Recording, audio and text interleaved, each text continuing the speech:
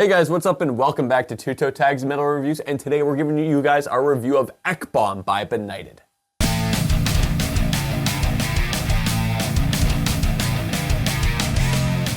So we've been listening to this album nonstop for the entire week, and I had an interesting experience with it, I will say.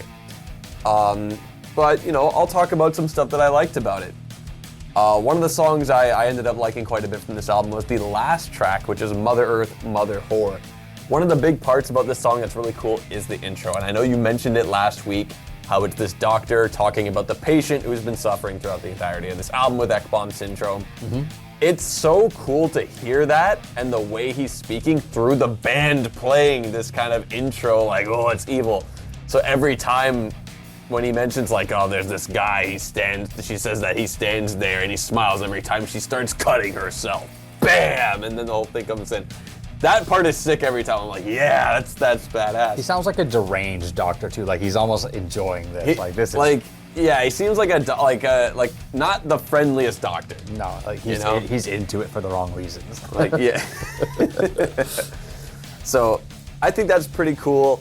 And I feel like the song in general, what makes it a little bit unique, as weird as it sounds, is that it's one of the longer ones. I think it's upwards of 4 minutes, and the songs on this album are quite short. And the entirety of this album overall is pretty short. And that was the question, right? That was the question from last week. Could this album stand the test of time? And for some reason, I can't really answer that with a yes or a no. And that's the interesting part about this album. So it's an album that, you know, obviously we keep spinning the album over and over and over, right? We try the best we can to make it the main focus of what we listen to. Yeah. But I feel like, and this goes for any album, no matter how good or bad it is, you listen to it a bunch, you're gonna need a break. You can only listen to one album so many times in a row before you're thinking, I gotta put on something else. So I was finding myself with this record, I'd put it on for maybe 3 spins in a row, and then think, I need to put on something else. Like my brain is fried from the grinding. So I'd put on something else for a bit and then be like, yeah, I'm gonna put on Ekbom again, and I'd like it again. It would refresh my mind, be like, yeah, I like this again. Okay. So I kept finding myself having to do some stop-start with it, because if I kept drilling it into my head past multiple listens already, it would just really this album. But it just gets you to question, well, if an album is this short, which is 36 minutes? Yep, 36. 36 minutes. Is it a fault of the album that we're just spinning it over and over and over? Possibly. Or not? Possibly, but you also got to take into account that there are albums you can spin over and over that don't get bored. Well, yeah, what? So to bring up an example of that, Gamma Bomb's album from last year titled Bats is even shorter than this, and that's on the Toe Tags list. Right. So it is an example of an album that's excessively short. Yeah. That it was good enough that you could spin over and over. Right. I do think, though, that with any album, you do have to take breaks. To an extent, yeah. For me, it's the challenge for me, man. Taking breaks, I'll take breaks as in I'll stop listening to it for a bit, but I try my best not to put other things on and kind of refresh my brain, because I'm putting this album through the ringer. This is the test for the album. That's the point of listening to it all week long. So even if it's bugging me, even if it's annoying me, I'm sorry, but all that's going to do is probably lower the score, if that's going to happen, right? And that might be unfortunate, but that's the test, because there's other albums, like you just mentioned, a good one, Bats, that those types of albums don't get boring. So those will get higher scores because you're running them through the ringer, and they're not giving you that feeling of, again, right? Yeah. So you got to play it both ways. You can't give this one a break because it's bugging you too much. I mean, you can, but you also got to realize it's bugging you, so that factor alone's got to affect its score in a certain way. But that's the thing. The fact that you're noticing that I'm noticing that could affect the way I rate songs. That's right. But at the same time, I can notice, hey, this is starting to bug me. I'm going to stop, because if I keep going, then I'm just going to be torturing myself. What's the point, right? I already understand that this album can't go too many times. So at that point, I'll take a break for my own sake. But I'll keep note of that, because then it's okay, this album might have a little bit of a problem here. And I think, I said last week I didn't want this album to be a blast beat simulator, and in a few songs it kind of did. But I think a part of the reason why, and I think that also plays into one of the virtues of this album, is that this album has memorable moments. And that's what we like to look at with albums, especially ones that are shorter, especially ones that are as busy as this one. A lot of what makes the songs in this album stand out is because a lot of them have hooks in some ways. So for example, Nothing Left to Fear, the one with the Oliver Ray Aileron feature, who is from Archspire, that one has a hook, but not just a hook, a sick hook. Catchy as fuck. It's catchy. The feature is amazing. I love that song. That song went in my playlist. It's one of my top tracks on the album. I thought there's that, plus the feature made for a song that was memorable, that I enjoyed hearing every time it came on, that I looked forward to hearing. Another song that I felt that way for, and you mentioned this song last week, was A Reason for Treason. You said that this song reminded you of Iowa by Slipknot, and I didn't really think of that the first time I heard it. Well, not the song, but that album. Or the album. Yeah. Like something that would come out of that album. Yeah. And I didn't, that didn't come to my head when I first heard the song, but ever since I heard you mention that, I hear the song again and be like, oh my God, he's right. And I think it's the riffing style that definitely plays into that. Even like the double kick sections, like the way the song starts, that's totally something you would have heard from something like that album. Yeah. But I like that, and I like the fact that it's the only song you can say that about, and I think that makes it a unique piece on the album. It also went in my playlist, like that's the other one of my top tracks. Right. Those two, right? Yep. So if we're gonna talk about, I guess the struggle, so for a song like, where is it? I made a note. I could just look in here. So a song like, let's say, Fame of the Grotesque or Flesh Against Flesh. Those are songs that it's like I look at their titles and it's like, yeah, I've heard these a bunch of times. Obviously, I spun the album throughout the week. But they weren't songs that like I'd be like, how did that go again? Oh yeah, it was that one.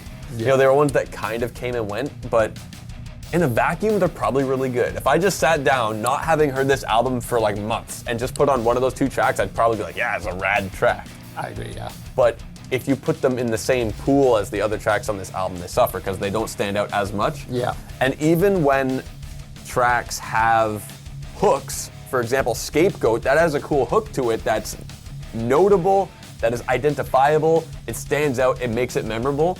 But is that track necessarily a top track? It didn't really feel like it. Just felt like, okay, this is a track that stands out, but it's not like amazing. You know what I mean?